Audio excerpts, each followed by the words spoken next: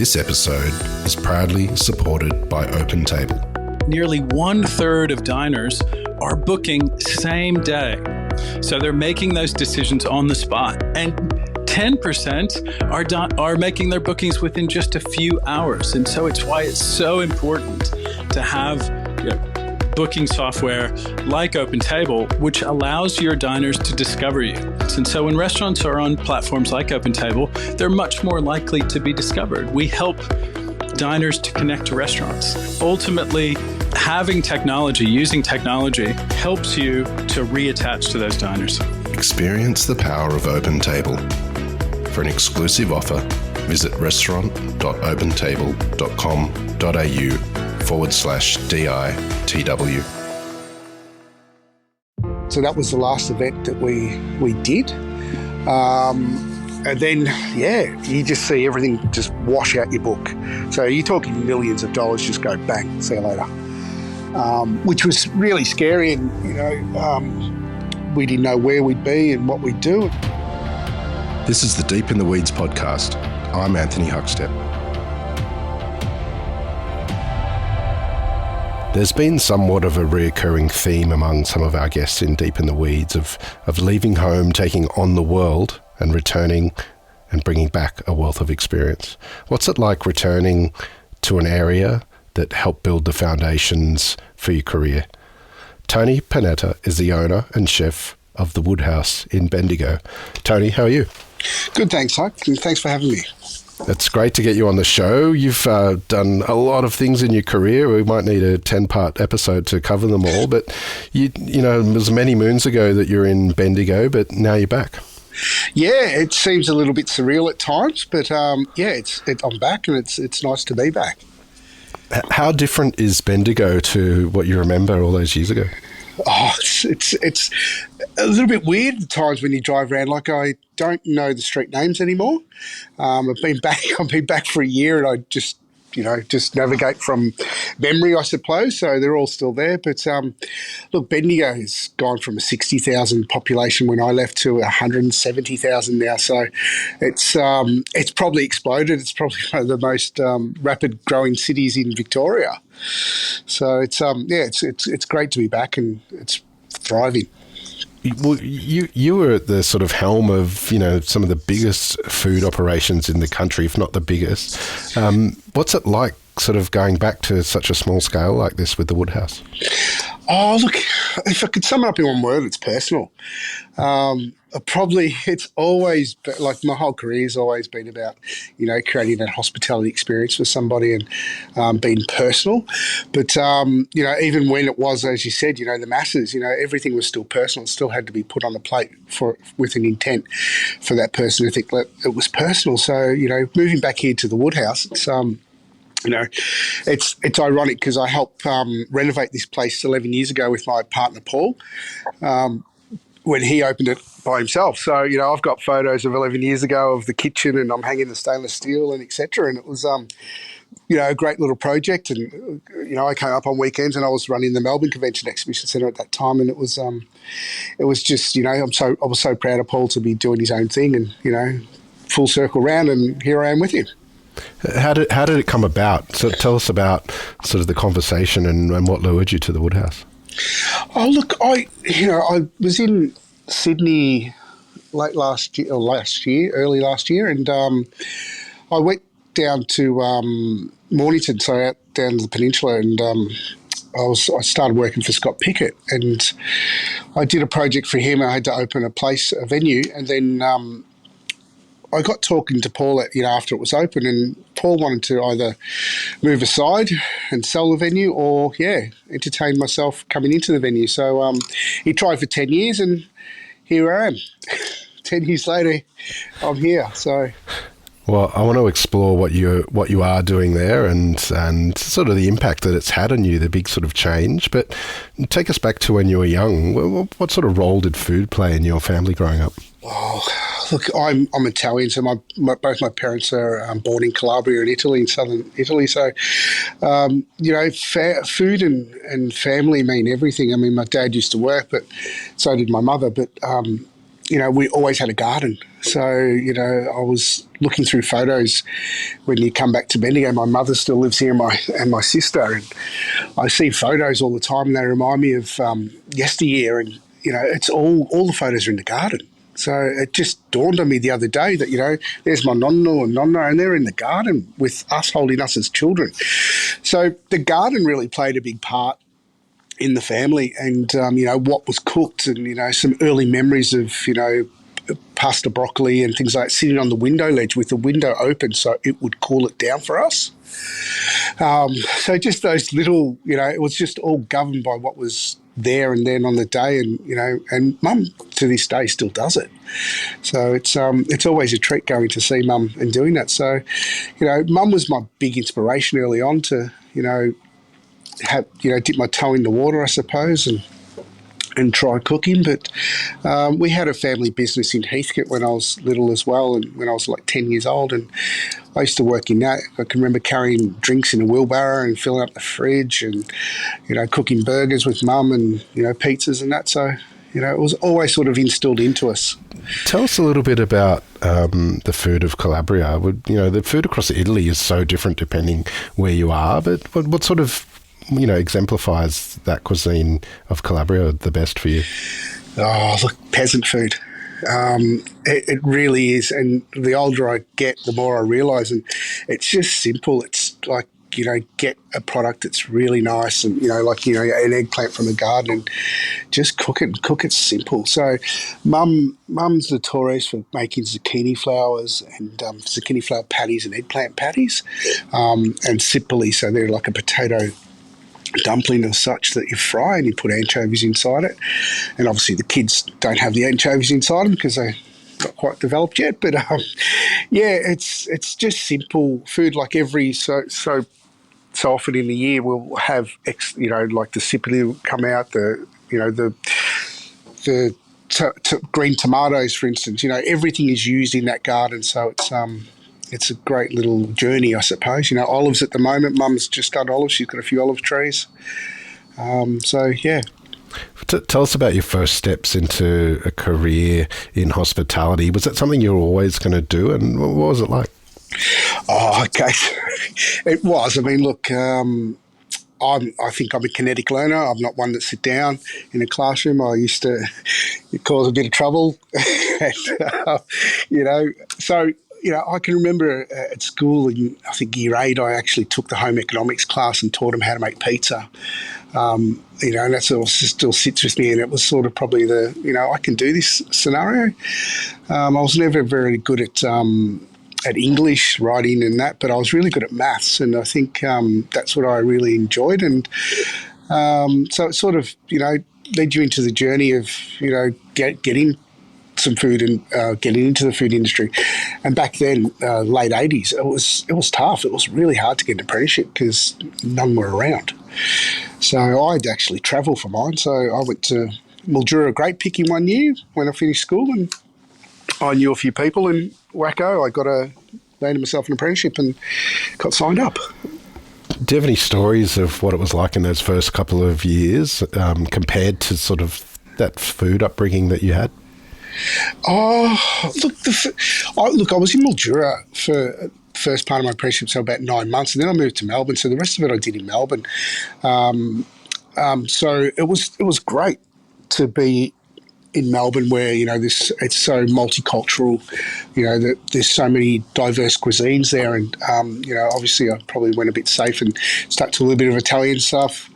Found it a bit familiar, and built relationships with people, but it was hard. It was back when, I don't know if I can be politically correct, but it was back when it was tough. Like anything went. So you'd clean, you'd work 12, 16 hours a day, and it was great. As you started to build your career, who were the really sort of important people that helped you carve a path? Oh, look, it's probably two parts of that. So obviously, Mum was a big leading inspiration for passion and getting started. But Paul's father, Gary Pitcher, he was probably the one that really shone through and taught me ethics. So all my school holidays and all the time I had off, I used to, on Saturdays, I used to work with him. He used to have a hire business, and it's just the little things like it was 7 degrees in the morning at 7 o'clock, and you'd hit your hands and go, take them out of your pockets. You look disinterested, and just all these little life lessons that you got, and 40 years later you still remember these things, and it sort of taught you the work ethic that you really need to survive and become somebody. So that was sort of the inspiration to move into it and teach me some things. But there's in regards to chefs, I mean, there's chefs that inspire me today that keep going, and there's a lot of great friends, I suppose, and great partnerships out there that I have with people. And there's my latest would have been probably Scott Pickett. He's a very eclectic, interesting man. He's amazing. He's the way he thinks is no one else does. So it was a true honour to be side by side with him for over a year. So I enjoyed that time. You spent a lot of your career in Melbourne. Tell us sort of how you built your career up, because that you ended up being executive chef of the convention centre there. But how did you get to that? Yes. Well, I always say to people, you don't start out to be run the biggest venue in that. It's you've got to get some skills in that. So I think for me, I did a lot of cafes and restaurants, and then brought into a pub in Williamstown. And did that for a few years, which was really interesting. But then I moved to a venue called Aiken Hill, and it was a privately owned venue, and it was 200 packs max, and but it was, if I could say it out loud, there was no budget to the food, so we could do whatever we wanted. So it was it was great back then. But so you'd cook, and scratch that itch all the time, and you teach yourself a lot of things, because during my time there, I was there for nearly 10 years. I learned how to see the venue, and then I became executive chef after a few years of that venue and ran that for 5 years. And it's just a system, and it's just know how to cook, know how to plate, know what you've got, and then you scale it up. And that's what walking away from that. After that stint I was there, I went to the Melbourne Convention Exhibition Centre. It was just apply the same philosophy, and just you have the tools and the equipment just to scale up. So if it's 200 or 1,000, you just times it by 5. Well, I'm sure it's not as simple as that, and I want to get to the convention centre shortly, but take us back to Aiken Hill. I mean, having a licence to kind of almost do what you want, what impact did that have on the sort of ingredients and your understanding and connection with producers? Oh, look, it was quite amazing, because I could buy, within reason, of course, whatever you wanted. And, like I can remember doing parties for the owners of the venue, and, we'd go to Flinders Island and get crayfish, flown in for us and things like that. It was not lifestyle of the rich and famous, but it was definitely well and truly up there. And it was, like, you don't realise the impact until later on that, you had a kettle full of, $10,000 worth of lobsters. The move to the Melbourne Convention and Exhibition Centre, it's such a big scale operation. Give us a sense of what that scale is. Like, how many people, how much food, how many meals, like what is the size of what you were doing there? It was a massive step up from Aiken Hill. So the Melbourne Convention Exhibition, so we did, I've done functions there of up to 10,000 people stand up. And that was like that was an AIDS conference, it was worldwide. I think the biggest difference is it's the international market that comes in. So I can remember doing like a lot of, like even sit-down Amway functions. So they were like 4,000 people and 5,000 people. So that's just the person coming in. And then you've got to times and scale up, that's, 15,000 pieces of cutlery, and, that's so much plates, and, the canapes and etc. that, the units and pieces that you need to make and produce for that is pretty, in the tens of thousands. So we used to move like entire kitchens to, into the exhibition building if we had to cater for things like that. And I'm talking a dishwasher and all, like a conveyor belt dishwasher used to move with us. So, just so you could wash the dishes on site because, obviously logistics and moving things around costs you a lot of money. So we could, pop up kitchens anywhere. And that, I think, was the key to the success of convention centres, is being able to be adaptable. And dietaries can throw a small restaurant out on any given night. Do you have any stories of the crazy sort of dietaries and how you manage them on such a large scale? Oh, dietaries. Oh, look. Look, we did a lot of work around dietaries in the sense of analysing and recording information from them. But, it basically makes up about 24% of your group. So if you've got 1,000 people, there's 240 dietaries. So, look, that's how it initially started at MCEC, but moving to Sydney to ICC, what we adapted in the end, we had to, was, we tried to remove the food style choice, so the vegetarians and the vegans, and just really said, with being totally honest, if I can kill you, I want to know. So it was the anaphylactic side of things that was really the focus, because the celiacs and that you'd always have your menu engineered around that, so you'd have adaptability. But it's the ones that can sort of be put into a hospital are the ones that are a really big concern to us. You made the move from Melbourne to Sydney to the International Convention Centre there.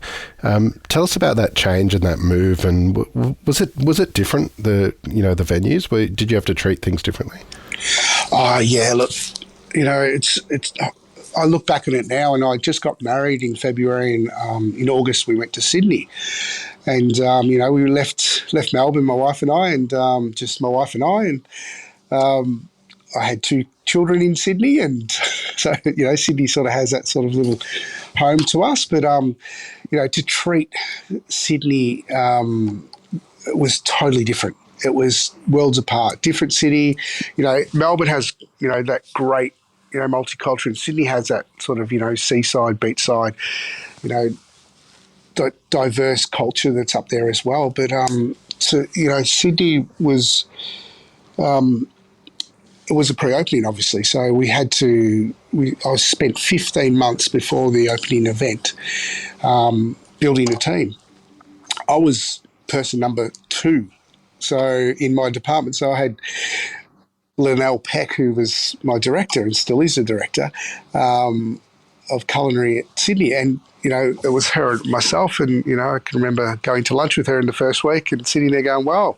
Fast forward a year, and there's 170 staff more, and we're starting to do test events. But 15 months sounds like a long time, but it actually isn't. It would have been good to have 2 years to build what we built in Sydney. Was I think phenomenal for the time that we had. I sourced supplies. I flew to Pambula and Marimbula, and met with oyster suppliers directly, and learnt about the education. Even good old Marty Bortz there. It was went and bought veggies from himself at Cook's Co-op, and just met and had formed such great relationships. Because it's all intertwined. So it's all sort of connected in, one supplier knows the next supplier. And, one chap in particular, Pierre Pepisea, he introduced me to so many people. It was phenomenal because I knew Pepe from Melbourne. So I always started buying his butter down when I was in Melbourne. And I thought, great, I've already got my butter sorted in Sydney. So reached out to Pierre and wacko, we got that going. And then, moved on. That's the extraordinary thing about sort of what you achieved with both convention centres was, people think about scale and they don't necessarily think that quality fits into that. But you managed to sort of have this amazing connection with producers and a real passion for working with the best producers on such a big scale. Tell us a bit about that and what drives you to sort of go down that path. Yeah, I think, like I said in the opening, it's all personal. I love the fact that I could call a person and not type to a person. So, you could ring, Greg from Block 11 and say, Greg, what's going on this week? These are dropping and that's coming and you'd work your menu around that. I know, like our menus were so structured at convention centres, that's just a guide. It really is just a guide. I mean, we rather jump on the seasonality of produce and do that. For myself, I spend a lot of time meeting people and talking and being the conduit in that relationship between the chefs and the supplier and making, the produce, come in logistically.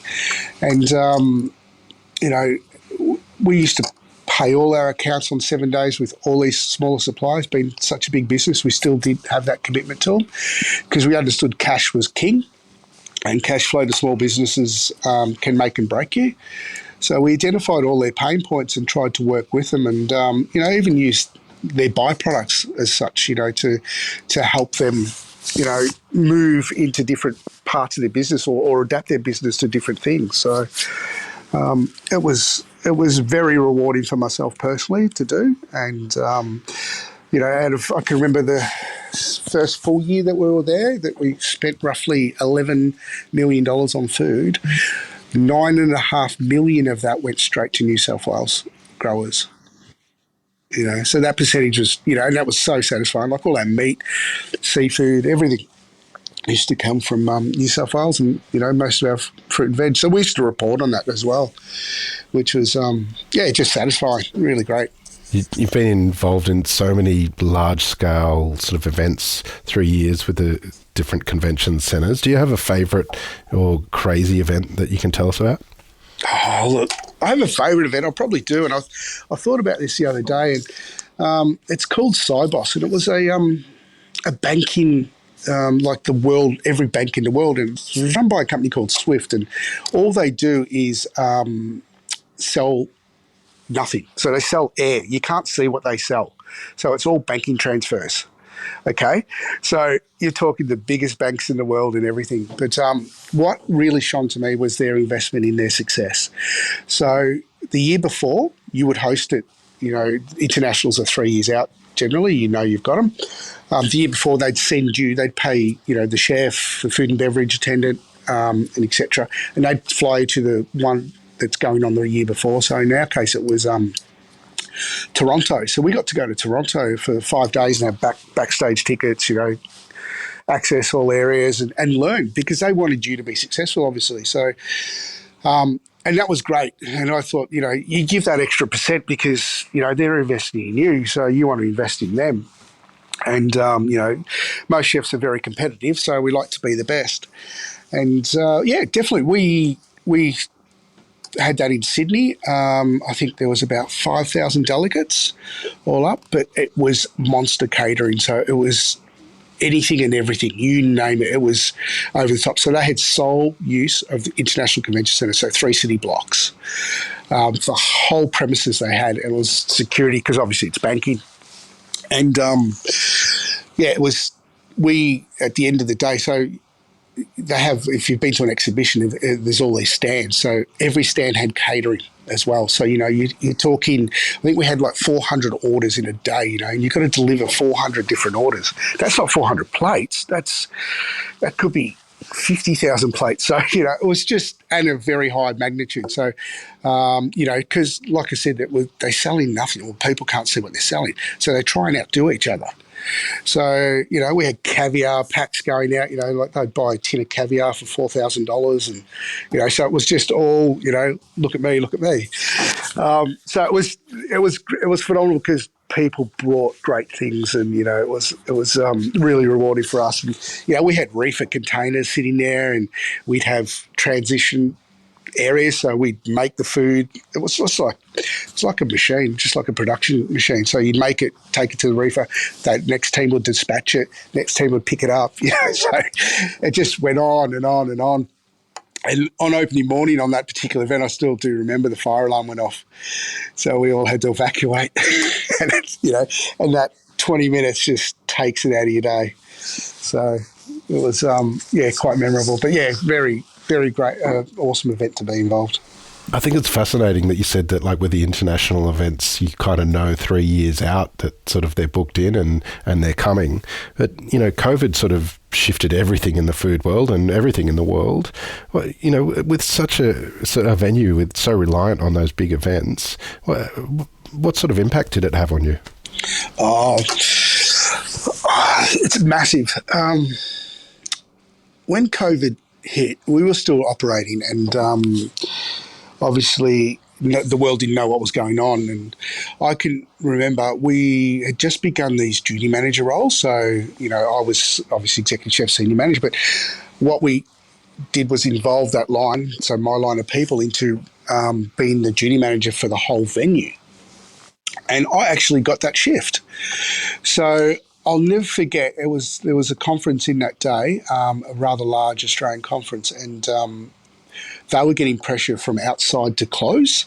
And obviously no one knew what world was about to go in lockdown. And yeah, that was it. So that was the last event that we did. And then, yeah, you just see everything just wash out your book. So you're talking millions of dollars just go bang, see you later.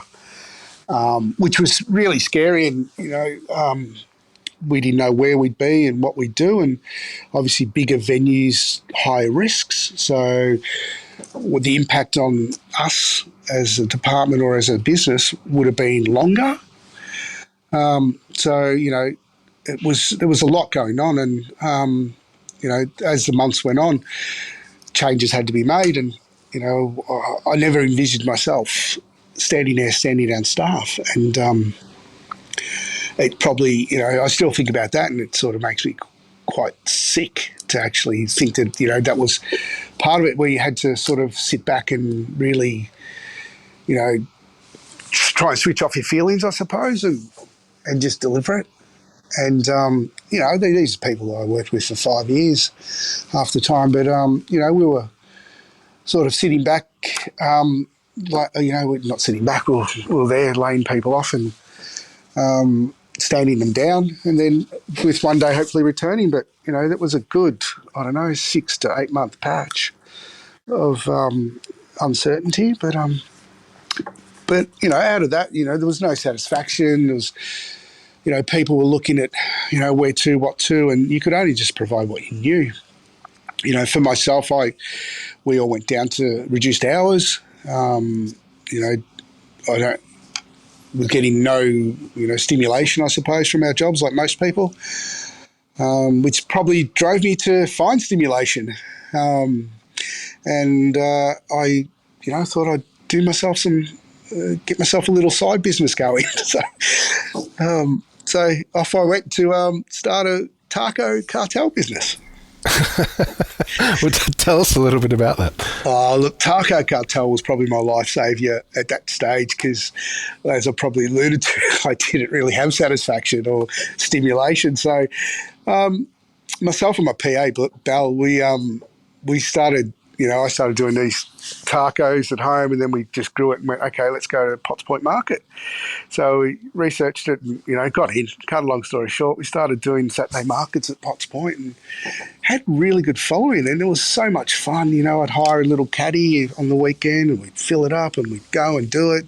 You know, you'd work 4 or 5 hours, meet people though. You know, it was just, you know, like we're all aware of, you know, food's culture, and, you know, I never thought I'd be making tacos for Mexicans, and they love it, the passion, and, you know, the way it was. You know, I only did one taco, it was a birria taco, but it was just fun, and it just took, you know, the light off everything that was going on in the world, I suppose, and it felt normal. And, you know, there was no rules. You know, and I think that was the big thing for me at that stage, you know, the no rules scenario. Did that sort of upheaval and that change affect your decision to sort of leave the ICCES and sort of go back to restaurants? Yeah, it did. Look, it did partly. I'd definitely say it was partly had part of the decision. I think my style is not to my style, my approach to building teams and that is to share. So I could never actually sit there and not, you know, create my succession plan, and I had 2IC Dylan, and he was an absolute gun. He's better than me, and I groomed him for since day dot really to take over my role one day. And I don't know if it was timing. I don't know if it was the worlds aligning, but I had a conversation with Scott, and that was sort of on the card. So I thought, you know what, it's probably time. If I can't do much more where I am now, there was no step up for me there. There was no, it was a big company I worked for, ASM Global, but there was no, group role as such to go into. And I thought, well, Victoria, see my mum, be a little bit closer, a little bit more intimate. So, yeah, I just thought, Dylan have that opportunity. I think it was my responsibility to do that as well. And, I took off and took the role with Scott Pickett. How did it make you feel, sort of going from that such a large scale environment and back into something a bit more intimate? Did it have an impact on you? Yeah, look, it does, and I think, as you probably said, there's a couple of steps to it all, and I think going back down to, there's a mixed emotions. The support is great, in those bigger organisations where you've got multiple people to support. But stepping back in the restaurant, for me, like going from ICC and having tacos on the side and things like that, it probably helped me. I don't mind talking to people. I'm not scared as a chef. I don't want to hide behind the past so much, so I'm happy to sit out and talk to people. So it was great for that. I enjoyed, the Conti side of things was talking, seeing people, opening, doing ICC on a much smaller scale, I suppose. It was, I enjoyed, probably the thing that pushed me towards it was the people. Tell us a little bit about the Woodhouse and what you're cooking there. Is there a dish or two that really kind of exemplifies what you're doing? Yeah, look at the Woodhouse. We're obviously based in Bendigo and Central Victoria, and we, as the title says, the Woodhouse, we specialise in protein, so in red meat really. So we use some great producers. Paul has got great suppliers with Sherwagyu from Vicky. So we use a lot of her products. We dry age our own meat ourselves. We also tap into the Anthony at Vic Meats as produce as well, because we use a lot of Ranges Valleys and O'Connor brands as well, just to push through the steaks that we have. So we've got a large amount of meat on the menu. We do have the vegetarian options as well, right, because everyone needs a little bit. But, we're still trying. Paul's got such a passion for the meat side of things, and I thought, well, my side of the business is that I try and bring everything else up on the menu to be that level as well. So we really work hard on, the duck and the lamb and, our entrees, our starters, but we try and make everything, fun, sustainable. Our produce that we use is top quality. We source, I found a supply chain that can deliver me from Melbourne to Bendigo at a reasonable rate, so I can get anything I want now. So it's just fantastic. Some of the seafood that we're getting, from down in Melbourne is just phenomenal. Like we got some fresh Clarence River prawns last week, extra large ones, and no one gets that in the middle of Victoria.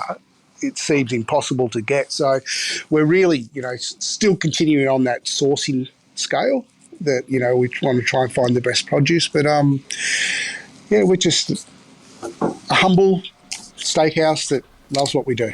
Tell us a little bit about the region. I know how much you love to connect with producers and how important that role is within the food that you create. Is there any sort of producers of the region that you've managed to connect with? It's been a interesting start to my career at the Woodhouse, because it's learn the business, like come in and learn the business. And, Paul's got 11 years of knowledge that he had to impart. And so I've been like really into learning the business and learning that side of things, and, trying to get suppliers on board. The region's rich in like apples, of course, there's orchards, there's lots of grapes and wine around this way. But there's also the littler suppliers. And, like when I was at the big places, I used to speak to big suppliers, obviously with big farms. And my mum, obviously, is here, and she grows a little patch of vegetables. And, we got pistachio trees and olives and things like that. And I said to Paul, why don't we go out and pick them? They're just sitting there. We could go and pick them because Mum's a little bit old now and she can't sort of get out in the paddock. And it's those sort of, you go driving down a road and you see a hothouse and you just drive in. Hey, what do you do? What's going on? And it's that approach that, it's probably a little bit different to what I used to do.